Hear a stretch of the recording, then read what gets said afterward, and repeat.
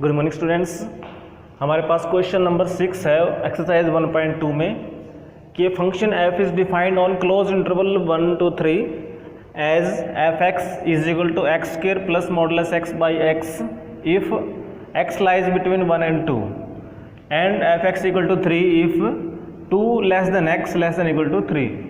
तो हमें ये बताना है कि जो फंक्शन है ये इंटीग्रेबल है या नहीं है, और अगर है तो हमें फिर इसको इवेलुएट भी करना है।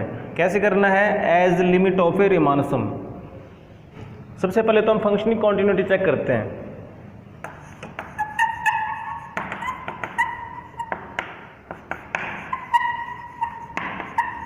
The given function is f(x) is equal to, तो देखिए जब x 1 या 1 से ग्रेटर देन इक्वल है तो उस केस में मॉडुलस x की वैल्यू क्या आएगी? x ही आ जाएगी, क्योंकि x पॉजिटिव है तो यहाँ से मॉडुलस हटा देते हैं हम, और हटाने के बाद ये चीज़ें कैंसिल हो जाएंगी तो यहाँ पर 1 आ जाएगा। तो ये आप लिख देते हैं x स्क्वायर प्लस में 1।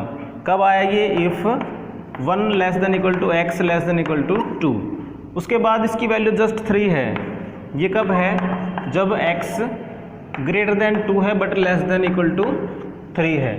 तो देखिए इस 1 to 3 इंटरवल में 1 से लेकर 2 तक तो फंक्शन है x स्क्वायर प्लस 1 जो कि कंटिन्यूअस है क्योंकि ये पोलिनोमियल है, और जैसे ही 2 को आगे क्रॉस करता है तो 2 से आगे और 3 तक ये वैल्यू इसकी क्या है? कांस्टेंट है जो कि 3 है।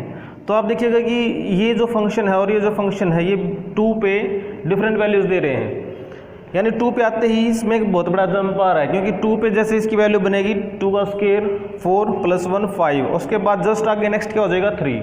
तो यहाँ पे 2 पे जंप है, इसका मतलब ये फंक्शन 2 पे डिसकंटिन्यूअस है, बाकी सभी पॉइंट्स पे कंटिन्यूअस है। तो हम लिख देते हैं this function is continuous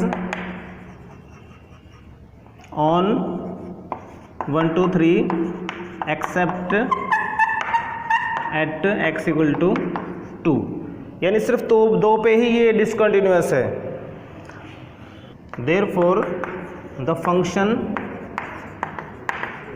has finite number of points of discontinuity. This function has finite number of points of discontinuity. Therefore, the function f is integrable on 1 to 3। तो ये इंटीग्रेबल है। अब मेन आता है इसकी वैल्यू निकालनी integral की, तो हम लिखेंगे now integral 1 to 3 f dx। अब इसको कैसे करेंगे? देखिए हमारे पास पता है कि 2 पे इस फंक्शन पे जंप है तो 1 से 2 तक का इंटरवल लेंगे, फंक्शन की वैल्यू प्लस में 2 to 3 f(x) dx। तो 1 to 2 में फंक्शन की वैल्यू क्या है? x स्क्वायर प्लस 1, और 2 to 3 में फंक्शन की वैल्यू क्या है? जस्ट 3 जो कि कांस्टेंट है। तो अब हमें ये चीज़ निकालनी और ये भी निकालना है, और निकालना कौन से मेथड से है? As a limit of Riemann sum. अब इसमें 2 पार्ट्स हैं हमारे पास, 2 इंटीग्रल हैं। तो सबसे पहले टू इवेलुएट, पहले वाला इंटीग्रल हमें इवेलुएट करना है, तो इसके लिए हम पार्टीशन लेंगे। Consider a partition P which divide interval 1 to 2 into n sub intervals of equal length. और इक्वल लेंथ क्या ले लेते हैं हम? जो डेल्टा आर हम लेंगे उसको हम ले लेते हैं h, और h will be b minus a by n, that is 2 minus 1 by n, that is 1 by n। यानी हर एक सब इंटरवल की लेंथ हम क्या ले रहे हैं? 1 बाई n लेके चल रहे हैं, सो दैट जो नॉर्म p होगा वो क्या होगा? टेंड्स टू 0 हो जाएगा if n tends to infinity. देखिए जो पार्टीशन है वो क्या बन जाती है हमारे पास, सबसे पहले तो अब मेरे पास 1, उसके बाद जो नेक्स्ट आएगा वो कैसे आएगा, उसमें 1/n ऐड करने से आएगा, यानी कि 1 + 1/n, फिर आएगा उसमें एक बार फिर ऐड करेंगे तो 2/n एंड सो ऑन। फिर देखिए जो r-1 टर्म आएगी वो क्या होगी, ये, और नेक्स्ट और लास्ट में 2। तो ये हमारे पास पार्टीशन बन गई। तो देयरफॉर इंटीग्रल की वैल्यू क्या आएगी हमारे पास, 1 to 2 x² + 1 dx is equal to क्या बनेगा, limit n tends to infinity.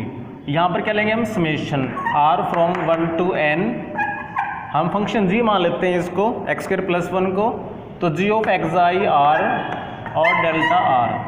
अब इसमें देखिए कि xi r क्या लें,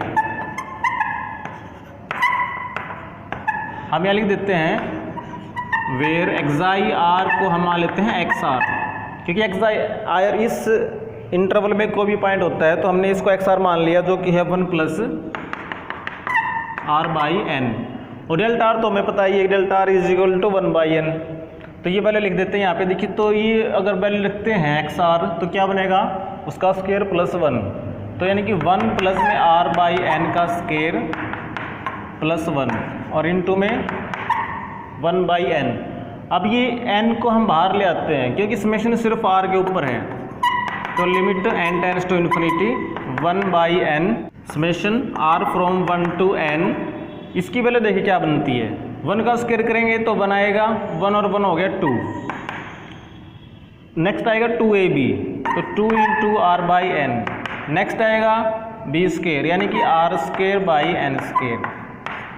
इस पे समेशन रह गया, this is equal to limit n tends to infinity 1/n। इसको हम सेपरेट कर देते हैं, जैसे समेशन 2 की समेशन क्या बनेगी, 2 × n, बिकॉज 2 कांस्टेंट है। अब इसकी समेशन में देखिए 2/n तो कांस्टेंट है, r पे समेशन है, यानी कि r की वैल्यू 1 + 2 + 3 up to n, तो वो क्या आएगा n × n + 1/2। इसमें 1/n² एज इट इज़, और समेशन r² यानी कि 1 का स्क्वायर + 2 का स्क्वायर + 3 का स्क्वायर, लास्ट में n का स्क्वायर, तो वो क्या बनता है n × n + 1 × 2n + 1/6। तो अब this equal to limit n tends to infinity. अब इस n को भी अंदर ले जाते हैं तो ये बचेगा 2, कैंसिल हो गया, प्लस में एक n तो पहले से कैंसिल हो रहा है, जो ये बाहर है से इसको डिवाइड कर देते हैं, ये 2 भी कैंसिल हो गया, तो क्या बचेगा 1 + 1/n। नेक्स्ट में देखिए एक n पहले से यहाँ से कैंसिल, एक n से इसको डिवाइड करेंगे और एक n से इसको डिवाइड करेंगे, तो हमारे पास बच गया 1/6 और 1 + 1/n 2 + 1/n। This is equal to, अब इसमें लिमिट लेके देखते हैं टेंड्स टू इन्फिनिटी, तो क्या बनता है ये 2, ये क्या बनेगा 1, ये क्या बनेगा, देखिए ये 1/6 है, ये 1 है और ये 2 बनेगा, तो ये 2/6 आ गया, यानी कि 1/3। अब इनको ऐड करते हैं तो एलसीएम आएगा हमारे पास 3, और ये 2 और 1 3, 3 और 3 की गुणा करेंगे तो 9, प्लस में 1 तो ये आया 10/3। तो ये फर्स्ट इंटीग्रल की वैल्यू आ गई। तो therefore from 1 value of the integral 1 to 3 f(x) dx is equal to, first integral की वैल्यू है 10/3, नेक्स्ट इंटीग्रल की वैल्यू जस्ट आएगी 3, इनका सम करते हैं तो हमारे पास एलसीएम 3, 10 + 9 दैट इज 19/3। तो ये इंटीग्रल की वैल्यू आ गई।